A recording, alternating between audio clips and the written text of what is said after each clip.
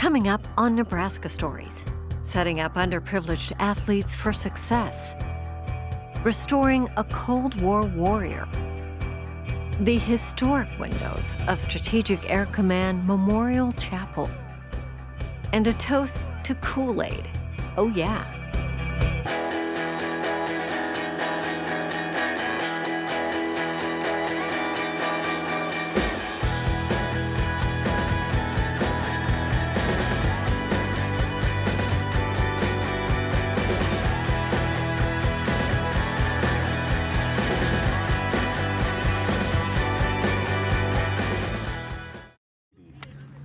He's like, oh, there it is. Look at that.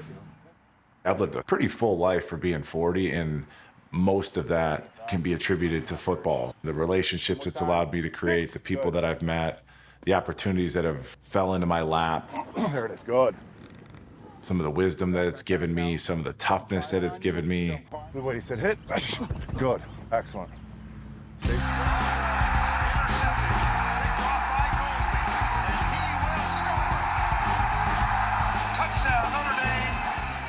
Mike Goolsby was a high school All-American, a Notre Dame captain and inside linebacker, and he had a brief stint in the NFL with the Dallas Cowboys and the St. Louis Rams. Your progression from high school to college to the NFL, and there's some wasted time there because you're trying to get caught up as far as like the football stuff, technique, keys, all those things. So it's like, man, if I could prevent a kid having to waste that time and ramp up his development, I want to do that. My first time training with him, I actually didn't even know what a cover 2 or a cover 3 or any of that football stuff was. I'd say the biggest thing that he first taught me was my stance, because as a D lineman, your stance and your get off means everything. And if you're explosive off the ball, that's about like 50% of your game right there. It was really born out of, as I like to say, when I was done with football, or when football was done with me, it left a huge void. And frankly, I didn't know what else to do. So I just started training kids. Kind of a give back, and selfishly for me, it was really cathartic. Kind of helped me move on past football as a player. Good. Sometimes it takes more to get noticed by a college coach. So Mike works with his athletes on things like building a highlight reel, preparing for camps, and navigating the recruitment process. The training is effective, and Mike says that's because it's all one-on-one. So you can really take your time and be very particular in terms of your training. And then beyond that, you can build a closer relationship with the kid. Yeah. And that's really the fun part. Is take a kid, we don't know each other, but trust me, this is gonna be fun. And I don't think I could do that if it wasn't done on a one-on-one basis. Avante Dickerson was the first athlete Mike worked with.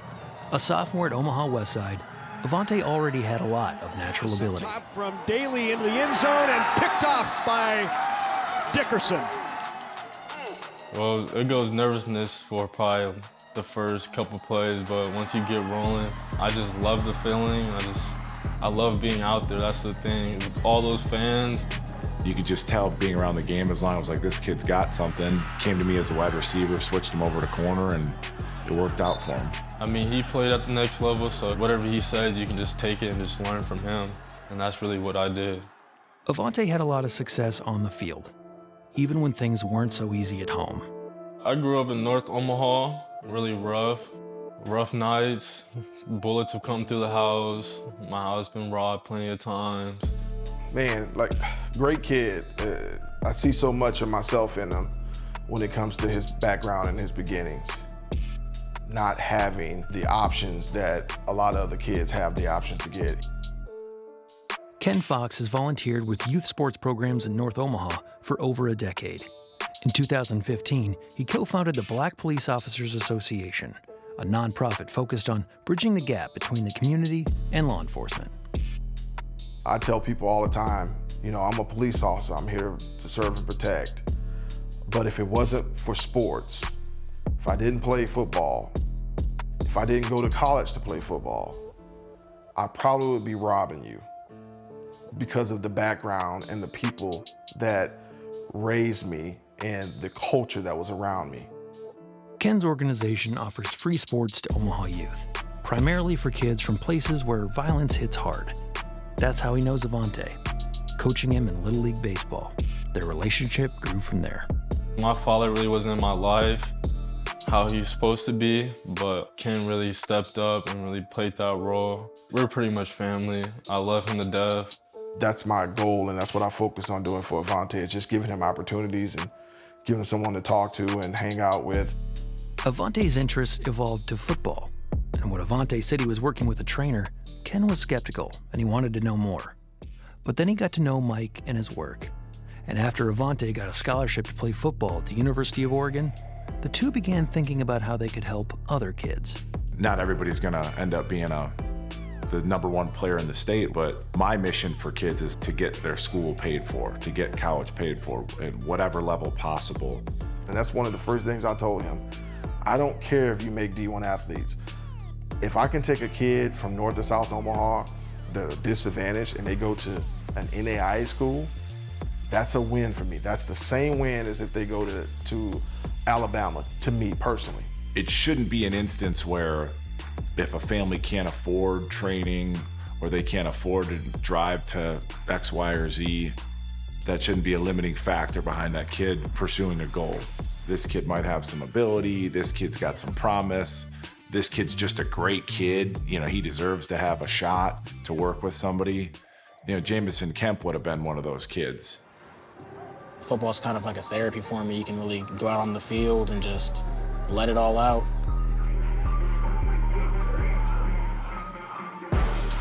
Jamison Kemp, an Omaha Central defensive tackle, wants to become an economist and a CEO of a Fortune 500 company.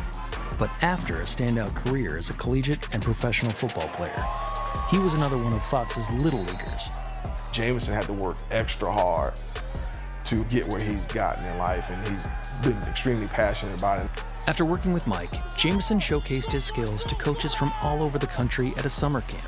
He walked away with 3 Division I offers. But all I know is we got in the car, family, dad yelling, screaming, mom crying.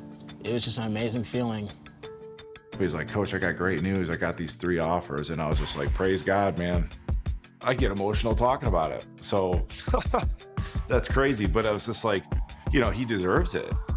You're prepping for it. The moment comes and you knocked it out of the park. And that's so cool to me. I mean, it's so fulfilling. There it is, that's it. The core issue is that there are kids that wouldn't have the ability to pursue higher level of training that shouldn't get lost in the shuffle. That's gonna be my focus, helping kids that are committed, that might not have the resources otherwise, and they shouldn't get shortchanged in that process. Helping young athletes achieve their dreams and creating mentors in the process. So let's try and piece it up, peak, and then throw off. Does that make sense? I have a servant heart, and so I believe that giving back is something that we're put here on this earth to do. See kids that were like you, and then support them like you got supported. And so I absolutely have brought them in and made them mentors to younger kids. Okay, good. For me, I want to have young athletes look at me and see like, oh, he's doing that. I want to follow his footsteps. Oh, there it is, good. Good job, Jameis. Good job. Thankfully, I had great parents and great friends who were there for me. I know there are a lot of kids in bad situations who might need a positive figure in their life to really come and just uplift them and keep them on the right track. So I always feel like volunteering and giving back is just a big, important part of what I do. Because the next Jamison Kemp, the next Avante Dickerson, they're out there. Stay square. That looks beautiful. That's a nice rep. That looks beautiful.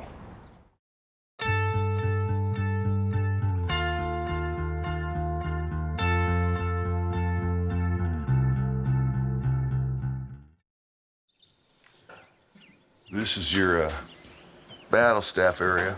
And you can see right here, it's cut. It's there, it's there, it's there. It's everywhere. Mark Hamilton has been restoring aircraft at the Strategic Air and Space Museum in Ashland for more than 2 decades.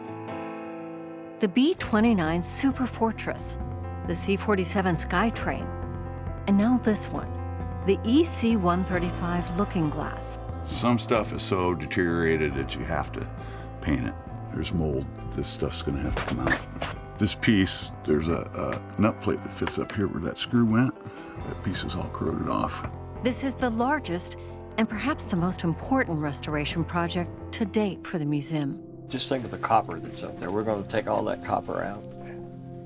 And sell it? The two men who initiated the effort to restore this aircraft spent years working aboard the plane. This was the heart of the operation. 24 hours a day, 7 days a week, week after week, month after month, year after year. I mean, this was the heartbeat. This part of the airplane is referred to as the battle staff area. And this would be the chair right here that the general sat in. This chair right here. Retired four-star General John Chain is the former commander of the Strategic Air Command at Offutt Air Force Base in Bellevue. He and former Emergency Action Team officer Al Buckles want others to know the role this plane played in helping the U.S. win a war it never had to fight.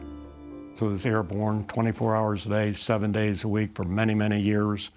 And if we were ever, as a country, under attack, particularly with nuclear weapons, we had a command post that could operate and be able to control and make sure that the missiles that we had, when the President of the United States made the decision, we would be able to launch them. For nearly 3 decades, beginning in 1961, at the height of U.S. and Soviet Cold War tensions, Strategic Air Command operated airborne command posts, codenamed Looking Glass for its ability to mirror the nuclear command and control functions underground at Offutt. They never come to the general to say, may I go do this? They just knew their job had to be done this, and they did that, okay? General Chain never got the call to launch from the president, but it was a responsibility he was ready to execute at any time. We were so strong and so well prepared, they have to know that we would retaliate. And it would be a terrible retaliation. I mean, we would eliminate them, basically. There were a number of Looking Glass aircraft built, but this will be the only one on display in the world. The general was at the helm for the final mission. The biggest memory is the quality of the crews flying the airplane and the battle staff. They were a band of brothers and sisters. They knew what they were doing and the importance of the mission, and they did it extremely well. It was once a state-of-the-art aircraft. Walls lined with the latest in electronic equipment, high-tech wiring and control panels, and manned by a highly trained elite crew. In 1990, with the collapse of the Soviet Union, the continuous airborne mission ended, and the Looking Glass was put on ground alert status. It was the end of an era, as newer technologies and efficiencies replaced this relic of the Cold War. For many, the Looking Glass is an icon of peace, but the aircraft's current state belies its historical significance. Now, much of the plane has been tagged and stripped. Bare walls expose rotted insulation and corroded panels. Every instrument, from cockpit to tail, is being restored and reinstalled. After deteriorating outside for nearly 2 decades, this EC-135 jet, also known as the Doomsday plane, is inside a hangar at the museum, wings clipped, and more than halfway through a multi-year restoration project. I knew this one was going to be a lot of work. The aircraft had never been sealed. It had a lot of openings in it. When it sat out there, the right side of the aircraft was facing on the west side of it. So all the snow and came and it formed them barnacles. And so I was out there killing wasps and plugging holes. There was damage on this panel. So I had them remove this panel, and then we found bird nest.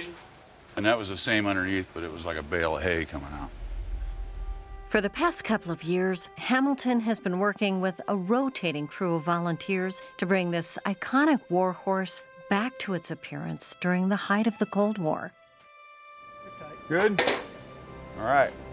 Some of the volunteers have a personal stake in the restoration. I was flying the Looking Glass from 1978 to 1982. I was a communications officer and airborne launch control systems officer. I knew what it was when it first came out here, and then I saw the deterioration and it made me feel upset. I pulled my old chair out and put it in storage, and I pulled my console out and it's in storage, and I cleaned that down to the metal. So I'm looking forward to the time when we start putting the components back in. Volunteer Steve Stevens piloted the Looking Glass and flew 18 missions on this very plane.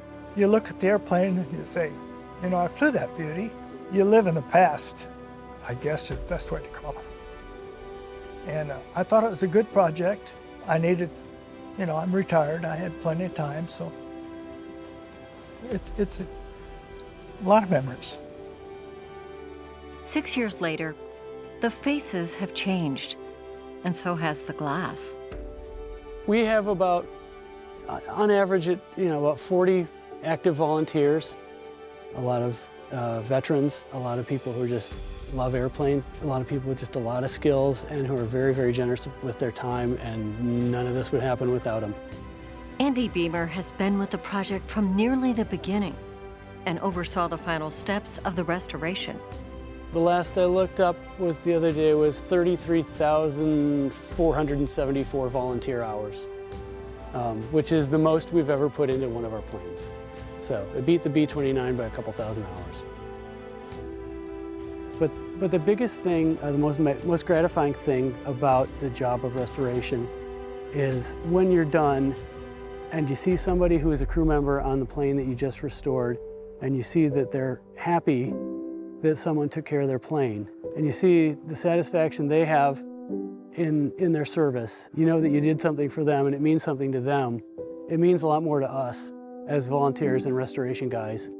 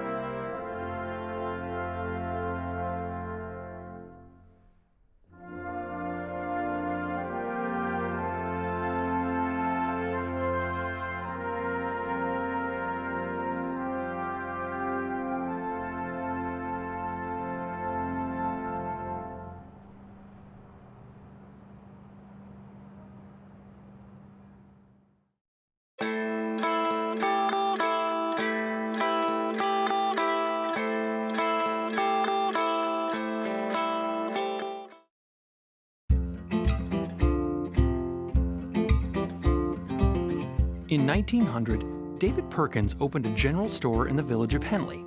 It became a central hub in the community, and helping David run the store was his 11-year-old son, Edwin. Edwin was a curious kid who spent his spare time doing science experiments.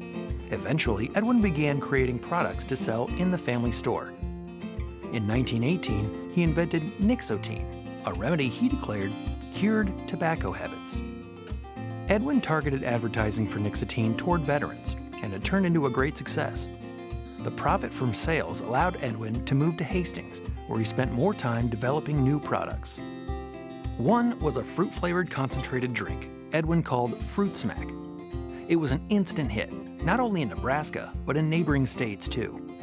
But as the popularity of his new drink grew, Edwin was confronted with a big problem. Fruit Smack was packaged in glass bottles that often broke during shipping.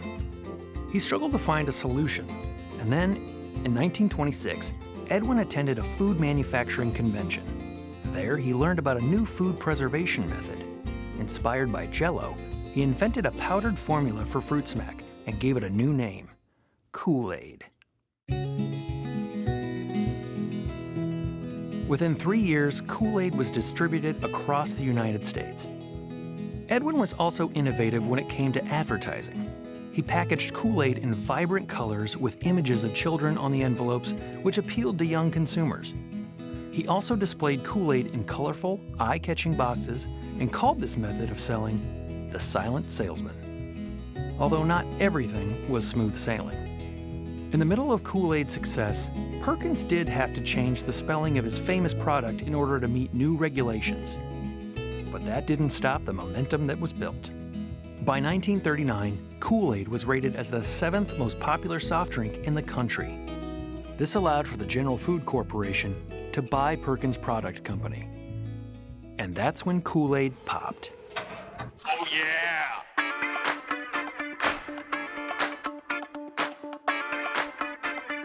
Kool-Aid became the center of pop culture. Kool-Aid 2, a 5-cent package does the trick.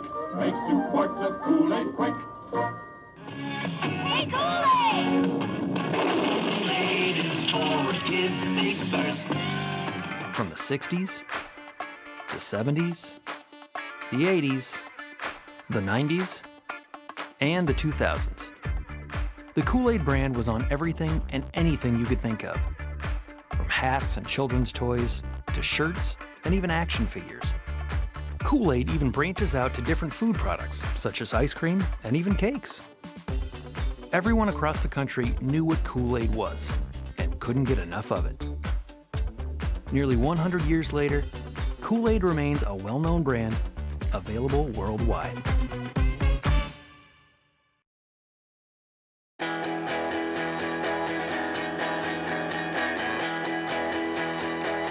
Watch more Nebraska Stories on our website, Facebook, and YouTube. Nebraska Stories is funded in part by the Margaret and Martha Thomas Foundation and Humanities Nebraska and the Nebraska Cultural Endowment.